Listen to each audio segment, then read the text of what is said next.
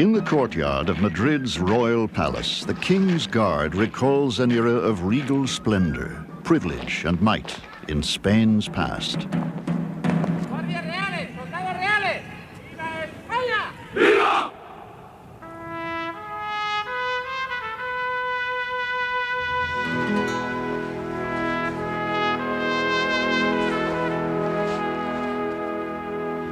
But the saga of Juan Carlos is distinctly modern.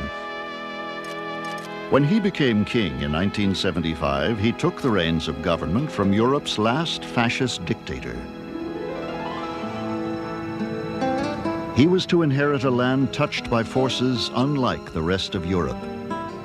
A land chosen by destiny to become the greatest power on earth, then doomed to lapse into decades of decline and stagnation.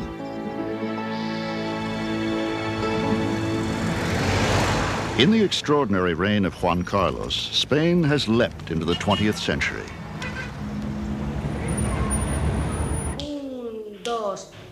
But as new ideas, concepts, and values flood in, the Spanish people cherish the ways that are uniquely theirs.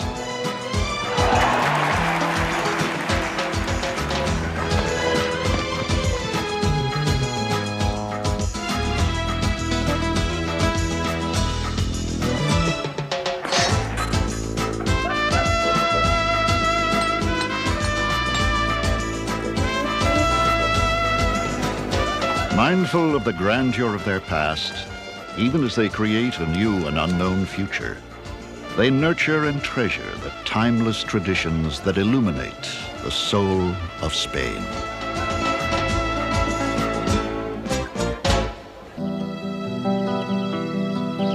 Spain, dramatic, mysterious, complex. Greatness and tragedy resonate in its soul. It gave the world the essence of chivalry in Don Quixote, the quintessence of cruelty in the Inquisition.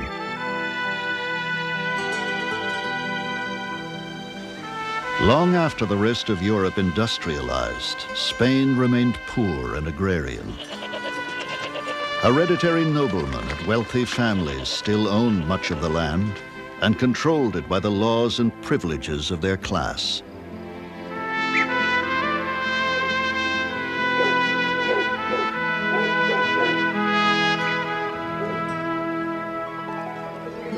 Inward looking, the people proudly clung to their ancient heritage, customs, and beliefs.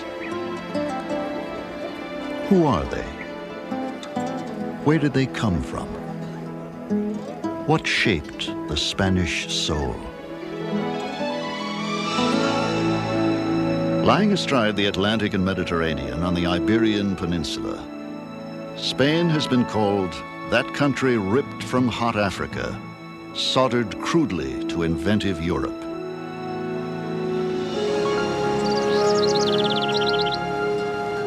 First settled by wandering tribes from Europe and North Africa, it would be colonized by Phoenicians, Carthaginians, and Greeks. By 19 BC, the triumphant Romans dominated the peninsula. They would leave their indelible imprint of architecture, law, and language. Later, Roman missionaries would introduce Christianity. Led by Arab warriors, in 711, Berbers from North Africa swept into Spain. Soon their rule and Muslim religion gripped the land. Working side by side, Muslim, Christian, and Jewish scholars relit the torch of learning that led Europe out of the Dark Ages. Córdoba, capital of Muslim Spain, became Europe's most cultured city, boasting 500,000 inhabitants when London and Paris were only villages.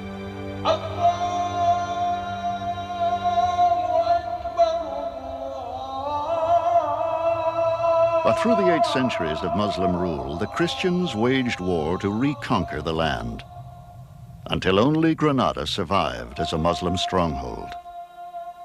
In 1492, the last Muslim king surrendered his crown to the Catholic sovereigns, Ferdinand and Isabella. Through war and inquisition, Spain would expel not only the Muslims, but all Jews who refused to be baptized.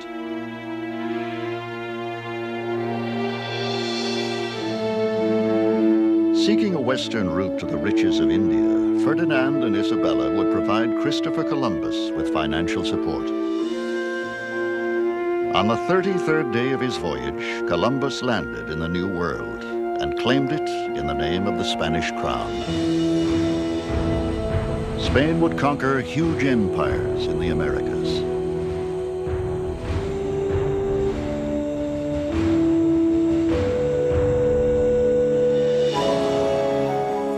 Gold wrested from native peoples would finance wars in faraway Europe. And Spain would become the world's mightiest power. But 2 centuries later, its navy defeated, its empire in shambles, Spain's era of supremacy was over. A long eclipse had begun.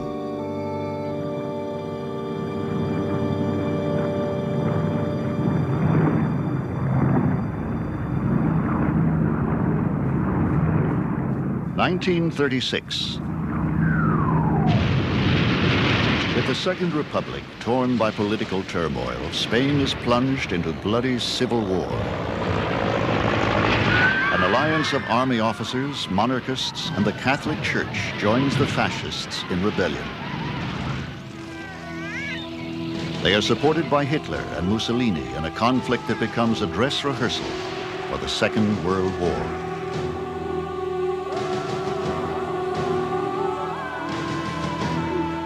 The death toll from combat and executions will cost the nation 500,000 lives. 1939.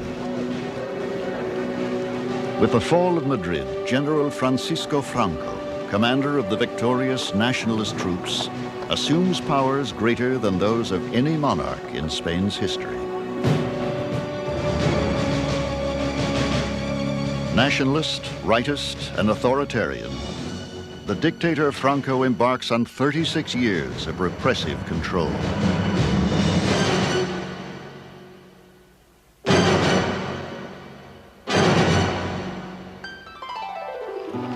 When World War II rages across Europe, the wily Franco manages to keep Spain out of the conflict. The role of women remains static, circumscribed by church tradition and male domination.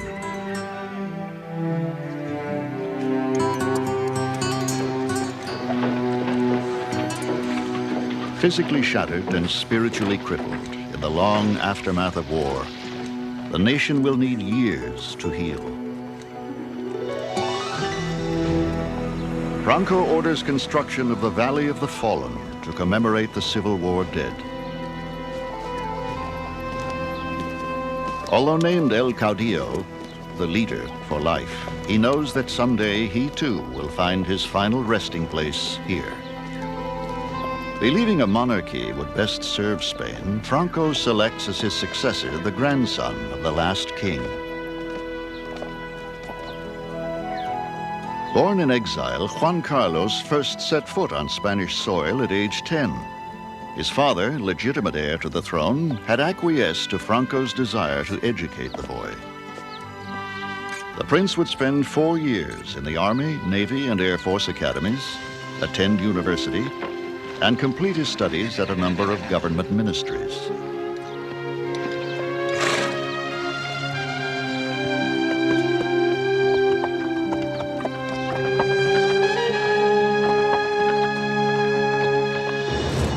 In 1975, the nation observes the end of an era.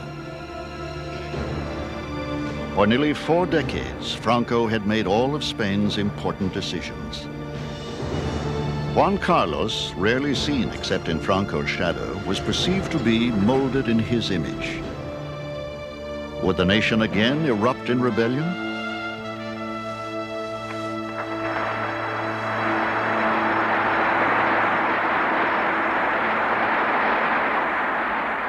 Juan Carlos swore his allegiance to the Constitution and the people.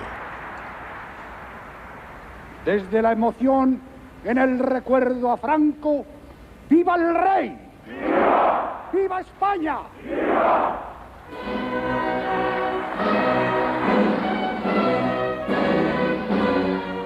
Perceptive and intelligent, he had privately concluded Spain must embark on a new course. Secretly, he had prepared himself for it. To everyone's surprise, he deftly led his people from dictatorship to democracy. A king who pays taxes, lives modestly, and is an avid sports enthusiast, he soon became the most popular man in the country.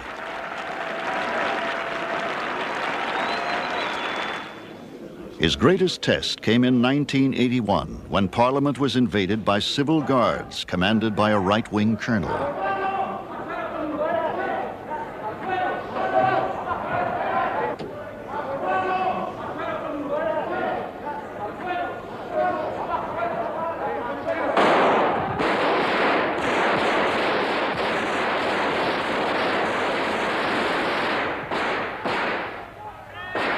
As an amazed public watched on television, the colonel called for a return to a Francoist regime. Al dirigirme a todos los españoles, con brevedad y concisión. Working through the night as Parliament was held hostage, the king obtained pledges of loyalty from his principal military leaders and quelled the attempted coup. His reassuring address to the people included these words: "The Crown cannot tolerate actions attempting to interrupt by force the democratic process." Under his leadership, a vital and dynamic new Spain has become an economic success story. The nation is an eager new member of the European community. Its 39 million citizens have a higher standard of living than ever in their history. And there is freedom of religion, of expression.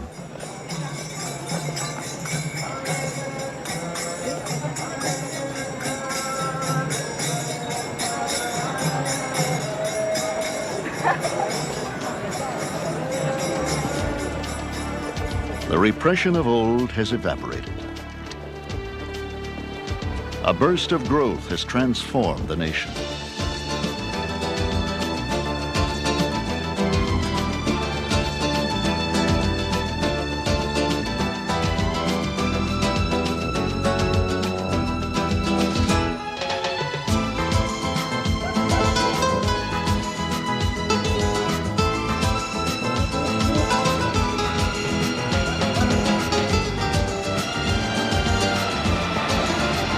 Every year, Spain attracts 50 million tourists, more than the country's total population.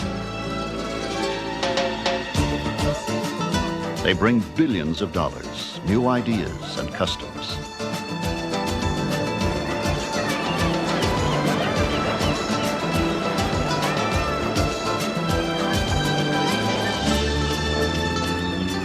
The Spaniards, once Europe's poor relations, have become conspicuous consumers.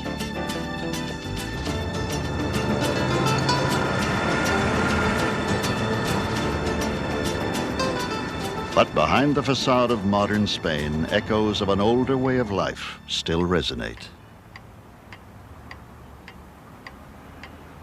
In the same year that Franco died, so did Don Fernando de la Cámara, one of the wealthy landowners who had supported the dictator. Cámara's presence can still be felt in the Seville apartment where his heir, Rocío, lives. Lo que quiero es que tú te pongas bien del todo y que te venga un día al campo a disfrutar. ¿Vale? She is now the head of her family's agricultural business. As her father did, Rocío grows wheat and sunflowers and raises bulls to fight in the ring.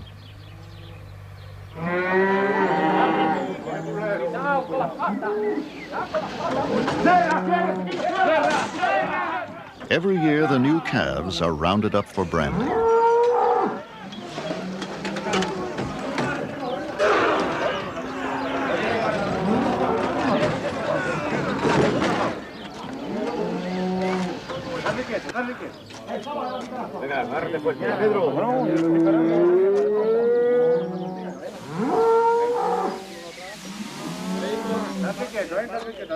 In this tough and traditionally male-oriented atmosphere, Rocio has found acceptance. Evidentemente es más difícil que siendo hombre. Pero bueno, la sociedad va Of evolucionando. course, it's harder being a woman, but society is changing, and nowadays there are no real problems. Big problems. Tipo de cosas. A lo mejor si fuera hombre, pues estaría tirándole el cerro, que lógicamente. If I were a man, I'd wrestle those calves, but as a woman, I can't. But there are many important things to do on a ranch, where being a woman makes no difference at all. Y razonar una serie de cosas que al fin y al cabo, por ser mujer, pues el razonar no te lo quita nada.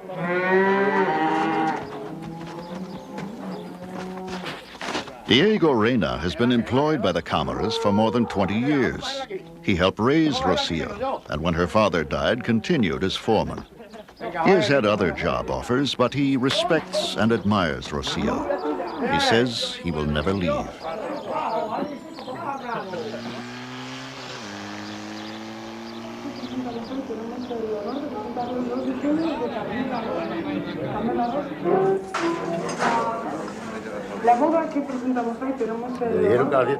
Unlike his peers of 25 years ago, Diego receives an adequate income, has his own house, and can look forward to retirement with Social Security.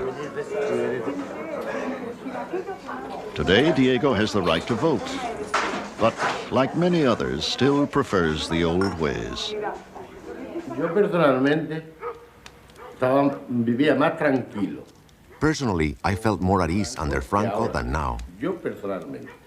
Nobody bothered anybody. Nadie se metía con nadie. You could bed down in the fields Podíamos acostar anywhere. en el campo donde quisiera. Now you can't. Y hoy no se puede uno acostar en ningún lado.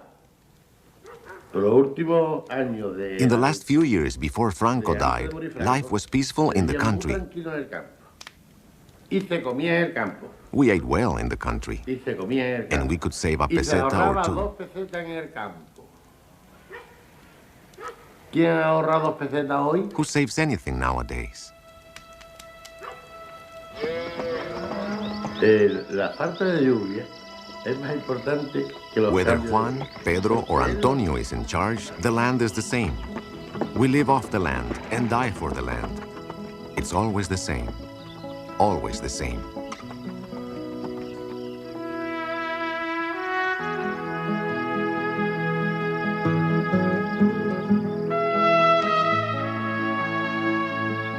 Diego's land is Andalusia. In this southernmost region of Spain, under a brilliant sun and sky, olive trees and vineyards have thrived for thousands of years.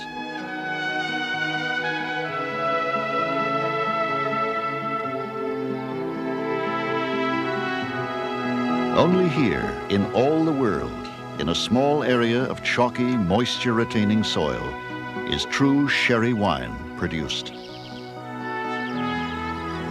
In 1730, a French farmer founded a sherry dynasty in the town of Jerez de la Frontera.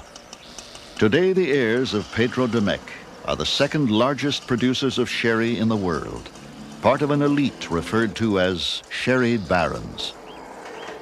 Still, even at age 77, Jose Ignacio de Mec enjoys driving to work on a second-hand motorbike, purchased from his chauffeur.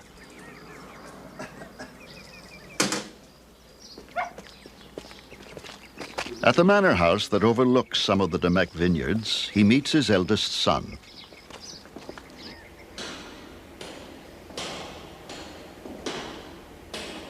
The manor was built around an ancient tower used during the Middle Ages to send smoke signals to Africa, only 65 miles away.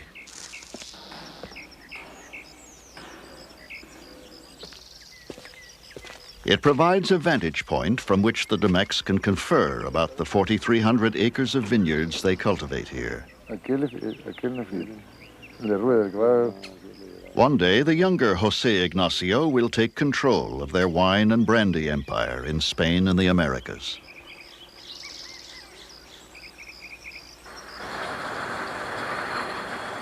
De Mec produces 10 million liters of sherry annually.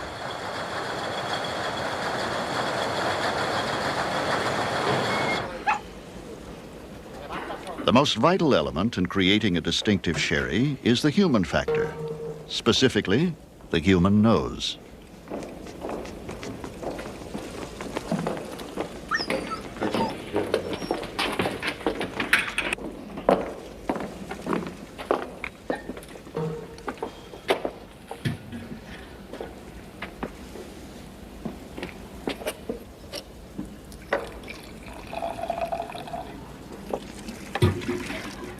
In the bodegas where sherry matures, the Domecqs exercise the delicate skill which has made the family masters of the art of winemaking for 250 years.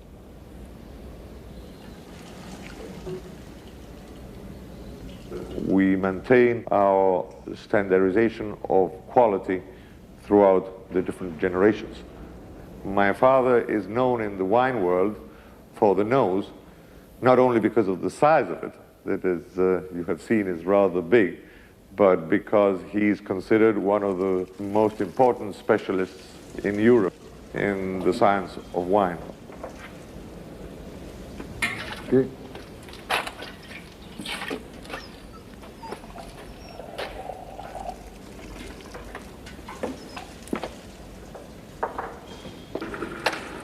The unique quality of sherry derives from the Solera system. New sherry is blended with more mature sherry to take on its characteristics.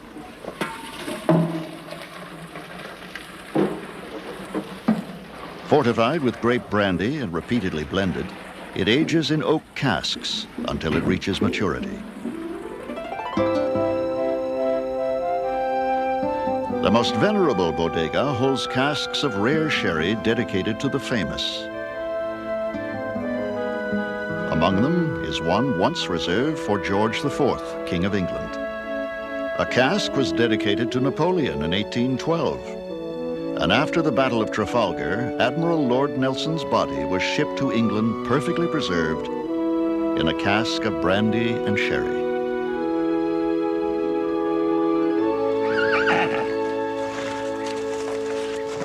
At his nearby estate, one of the 500 relatives who are shareholders in the Domecq Corporation indulges in another family passion.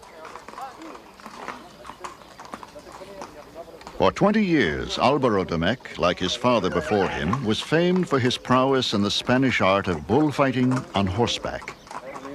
Today, he raises fine Andalusian horses and bulls to fight in the ring.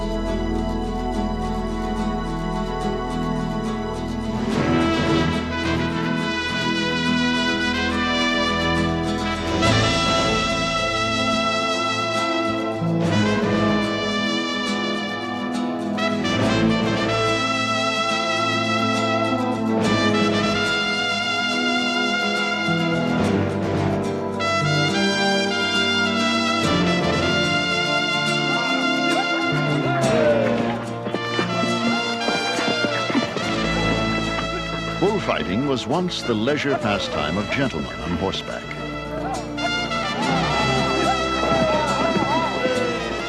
Farmhands assisted with their capes.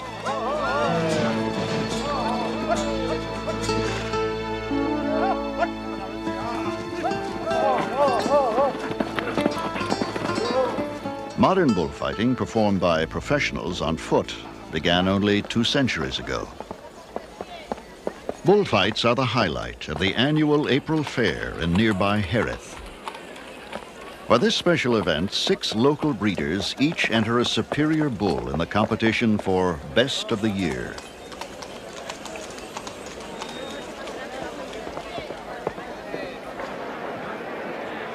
Domecq is here, sharing the crowd's anticipation and hoping his bull will bring honor to the family's reputation as breeders.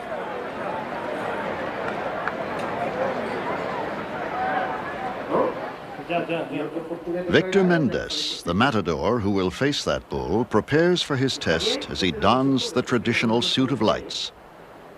The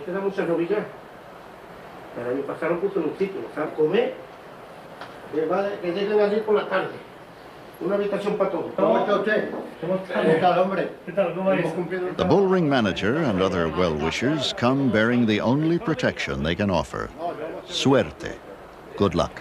El domingo día 27. Vale, pues muy bien. No sabemos quién irá. Vino por ahí todo para juntos, deseamos. Eso fue la coronadita del otro día del Miura. Que fue de milagro. El otro día. Un topa adentro, topa arriba. Le diste a los adentros.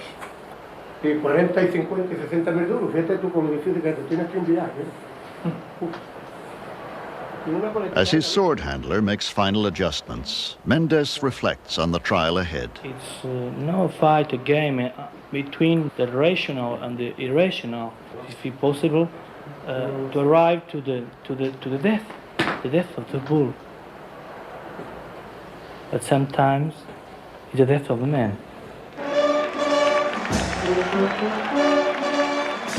To the Spaniard, the bullfight is not a game, but a revered ritual, not a sport, but an art.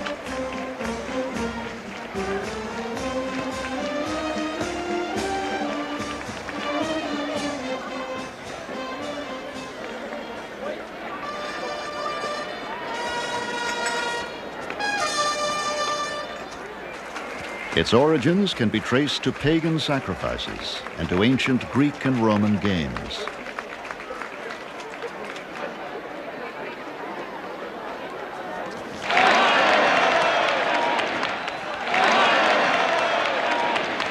In its beauty, glorification of bravery, and disdain for death, the bullfight embodies traditional values of Spanish life.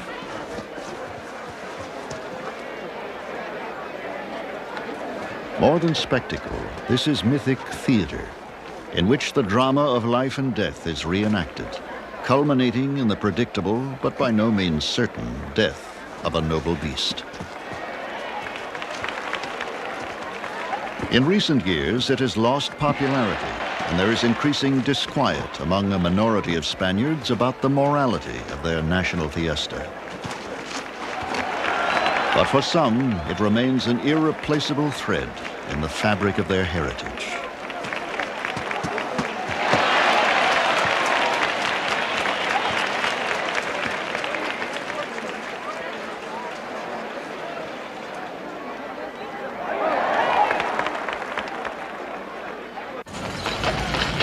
As the afternoon turns to evening, crowds begin to gather at the fairgrounds.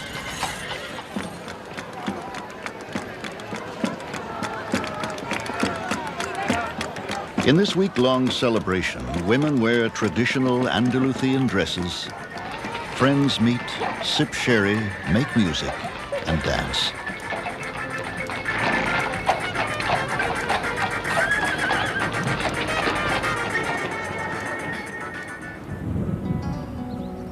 The region of Extremadura in western Spain has always been harsh and ungiving. For decades, Assuaga, like many small agricultural and mining towns, has slowly but steadily lost its population. The future looks bleak unless young people can be persuaded to stay.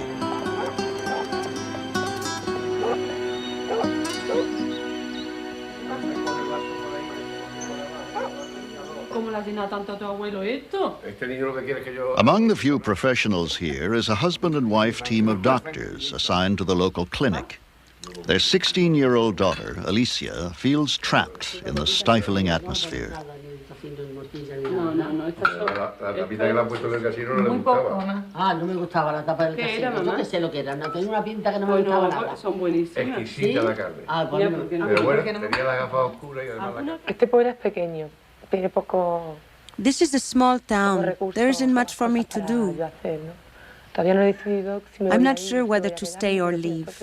I'll probably leave, but I still haven't decided.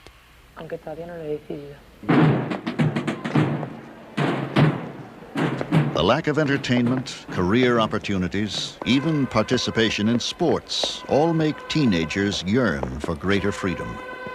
The old ways hold no allure for the young generation.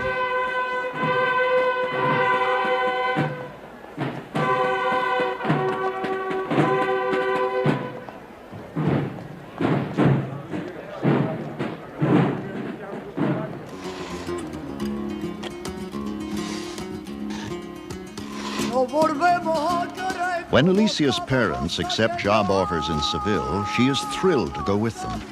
She will become one of the thousands who seek new lives in big cities.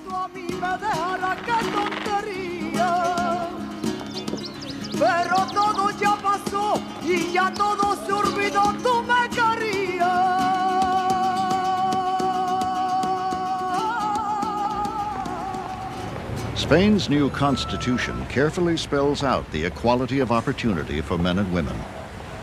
After high school, Alicia hopes to join the growing ranks of working women. Then, after a couple of years, when I've mastered that job, I'll study business management, and after that, join a big company. I'd work my way to the top and eventually have my own company. As a businesswoman, I'd travel. I'd like to travel a lot in my work.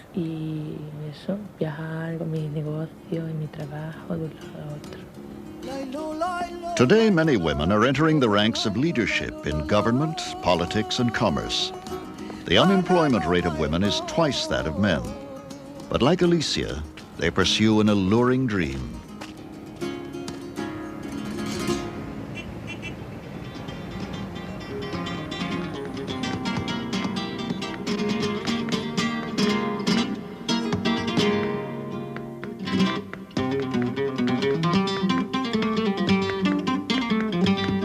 Spain's greatest contemporary poet, Garcia Lorca, described flamenco as deeper than the heart of the one creating it and the voice singing it.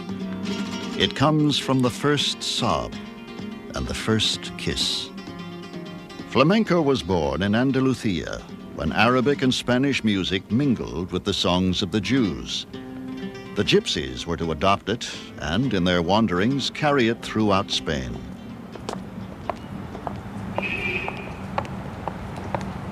Francisca Sadornil, La Tati as she is known, was born here in Madrid. She learned flamenco dancing from gypsies, married a gypsy in her youth, and remains among the rare outsiders accepted by them artistically and socially. A professional dancer from the age of 12, La Tati has dedicated her life to flamenco.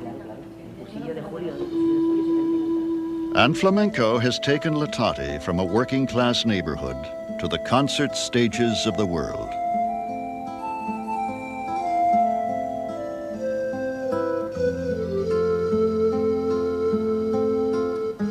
She reminisces. I can't remember a time when I didn't dance. I was born on Toledo Street, and there all the neighbors were Andalusians and gypsies. At number 5 of the Plaza de Cascorro was Kika, the dancing professor of Seville. I went to Kika when I was about 7. I never paid for a dancing class because there was not money in my family. I slept at the academy on a mattress between chairs. I helped Kika clean the academy and did the errands. And this way, I learned to dance.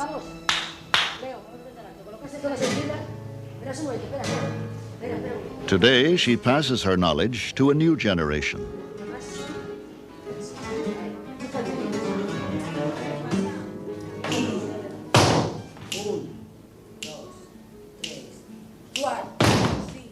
She reflects on teaching. With recording, singers and movie actors can leave their way of singing or playing music, but with dancing, it's a little more difficult. If you don't do it through teaching, you can't leave a school of dance. This is why I like teaching very much.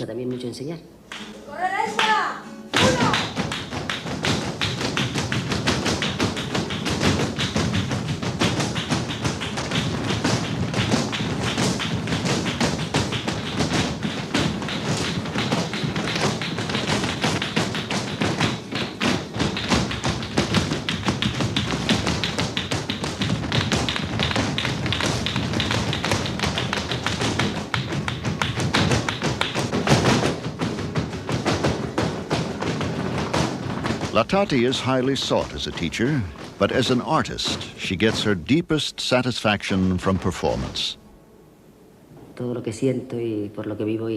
My life is shaped on the stage. All that I feel or live for, everything, all my suffering and all my glory, all my life is on the stage.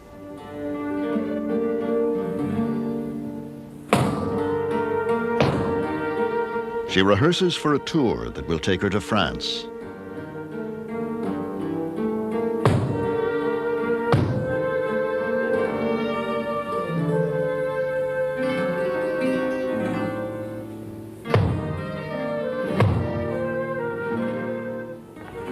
La calidad del flamenco. The quality of flamenco is to get out of a difficult situation of crying and of sorrow, to get into an explosion of happiness and a feeling born in the soul and the heart. Flamenco is an expression of the soul.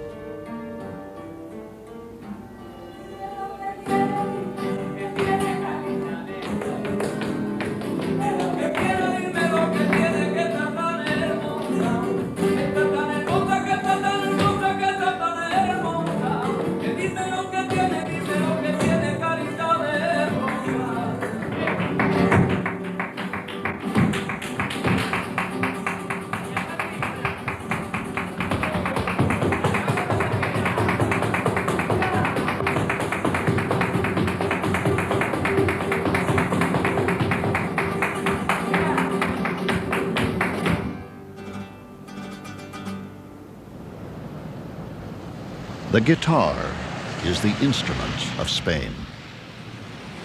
In the working-class neighborhood where he grew up, Arcángel Fernández has handcrafted guitars for 36 years.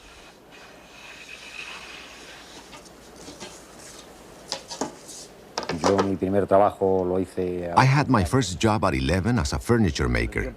Later, I became fond of playing the guitar. I started to play flamenco. Then I met a great maestro of guitar making, one of the best in the world.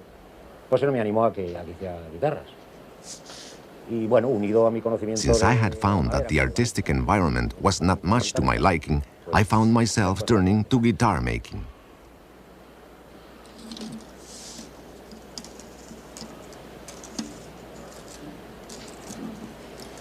Only fine imported woods are used to create the body of the guitar. They are carefully heated and shaped as the craftsman gradually brings the instrument to life.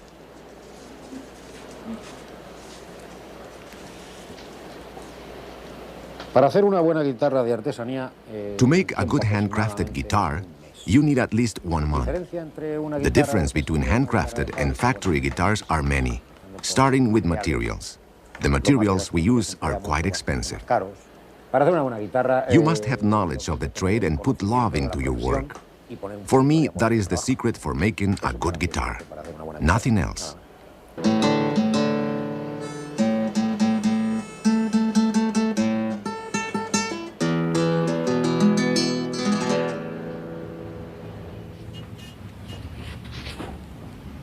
Aquí a esta banda, que es donde mejor se ve, curiosidad ya. Todo con mucha delicadeza. Signed and numbered by the craftsman, a finished instrument may cost from $2,000 to $10,000. Ahí tienes tu guitarra. Después de 8 años ya está bien, ¿no? Bonita. Bonita. Vamos a ver si suena. Vamos a ver. Vamos a hacerlo bien, porque se puede, de verdad.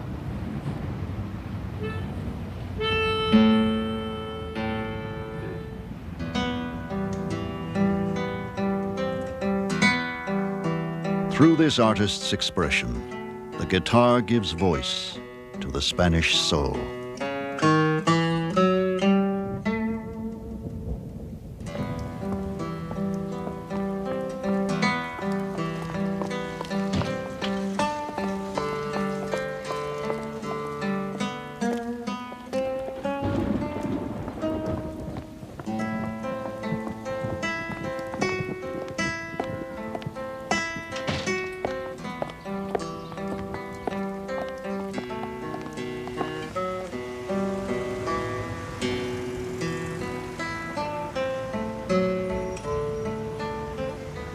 During the decades of Franco's dictatorship, the Catholic Church was able to legally enforce its rigid doctrines. Even between engaged couples, premarital contact was forbidden by the strictures of traditional courtship. Among the middle and upper classes, a single woman could not go out without a female chaperone to watch over her. Today, young women go out alone and party at bars until 4 a.m.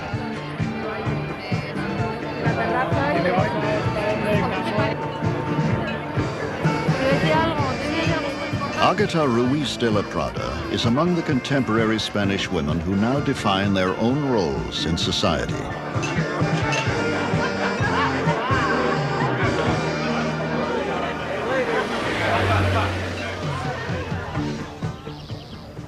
Agata lives in a quiet Madrid suburb with her son, Tristan, and the boy's father. Un traje con flores.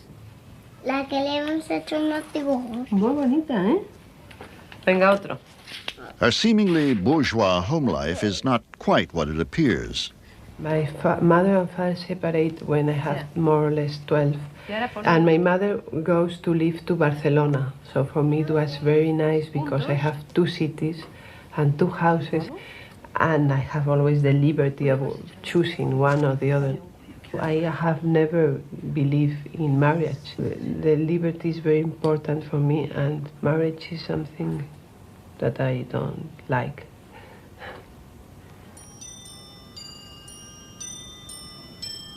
Ruiz de la Prada is a designer and businesswoman. These dolls, whose costumes she creates, sold over 1 million in Spain alone last year.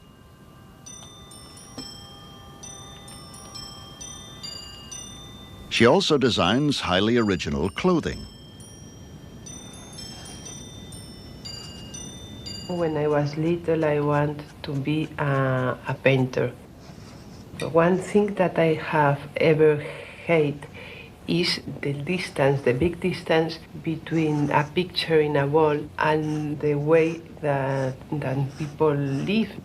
I think that when you like some picture, you must wear it, no? And you must eat with it, and you must sleep with it. You must put it in your life, no?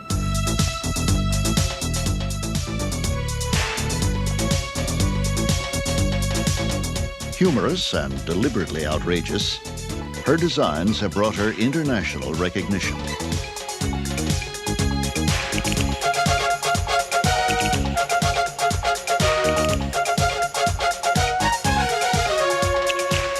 The impulse behind them, in fact, springs from a traditionally Spanish attitude, that of the rugged individualist.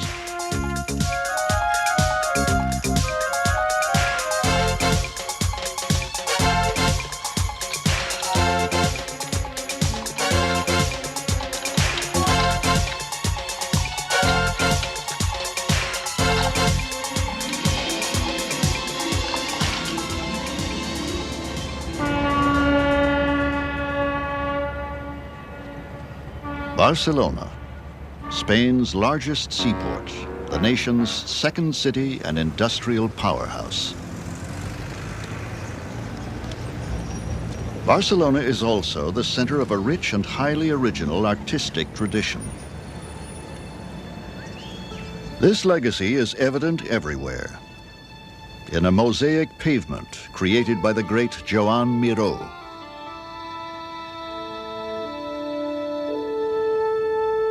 a design created by Picasso in his self-imposed exile during the Franco years.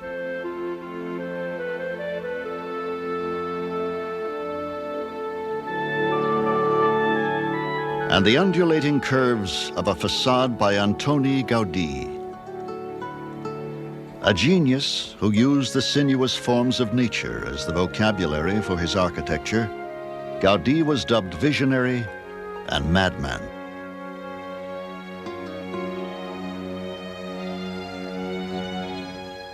Son of a coppersmith, he was modest and self-effacing. Refused by the one woman to whom he proposed, he would dedicate his life exclusively to architecture and God.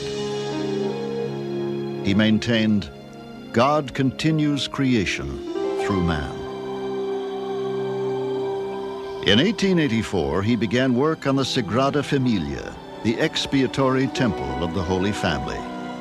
It would be his masterpiece. But in 1926, returning from evening church services to sleep in his workshop, Gaudí was struck by a streetcar. 3 days later, he died. Thousands followed the funeral cortege to his final resting place, the crypt of his unfinished basilica.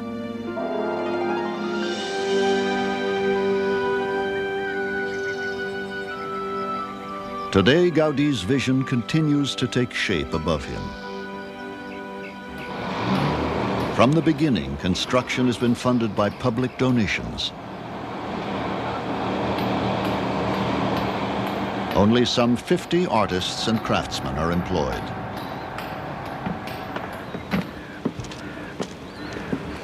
Architect Jordi Bonet, like his father, a specialist in the works of Gaudí, has been entrusted with completion of the building.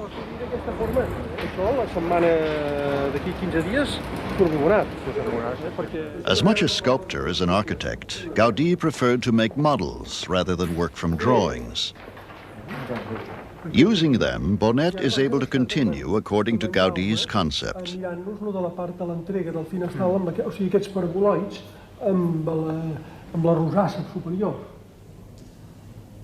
A model of the nave, the central part of the church, reveals columns whose design was inspired by shapes found in nature. They will support the ceiling of the nave, filling the shell that has stood empty for over a century.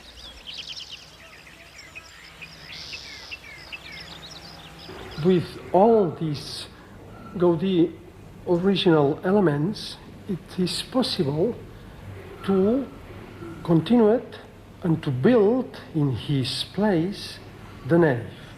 But it is not so easy to continue it.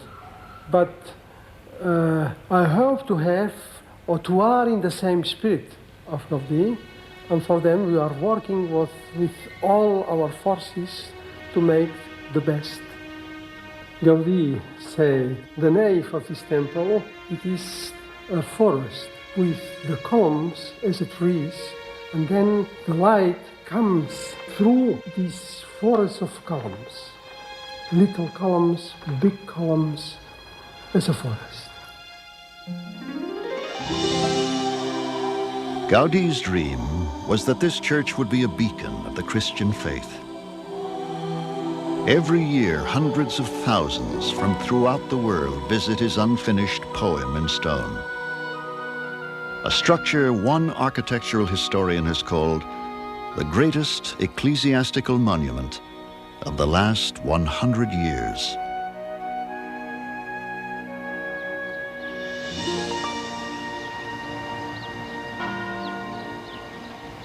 Holy Week.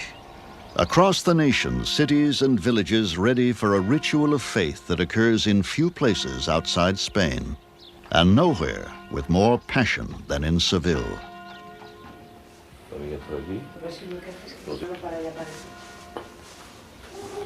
Manolo Acosta dresses in the garb of an ancient religious brotherhood. For me, Holy Friday is one of the fundamental things of my life. So important that I'm thinking about that day the whole year.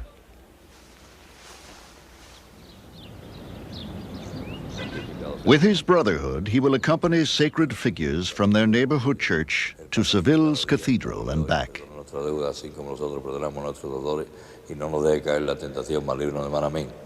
Dios te salve María, llena de gracia, el Señor es contigo, bendita tú eres entre todas las mujeres. En nombre del Padre, del Hijo, del Espíritu Santo. Amén. Thousands gather in anticipation of the moment when a priceless, hand-carved image of the Virgin emerges from the cathedral.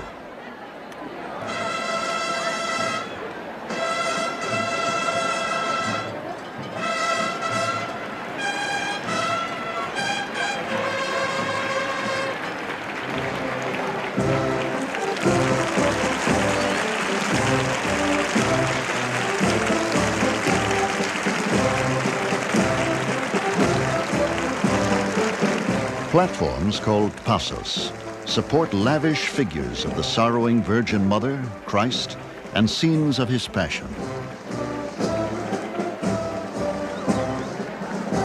From Palm Sunday until Easter, processions symbolically retrace the stations of the cross.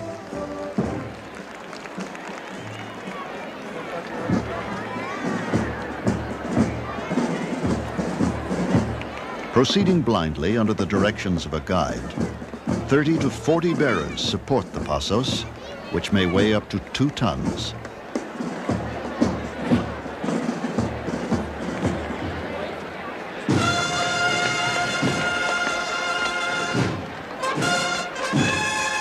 Marching with their brotherhoods, thousands of penitents atone for sins committed through the year. They wear masks and hoods designed centuries ago to conceal the sinners from all but God.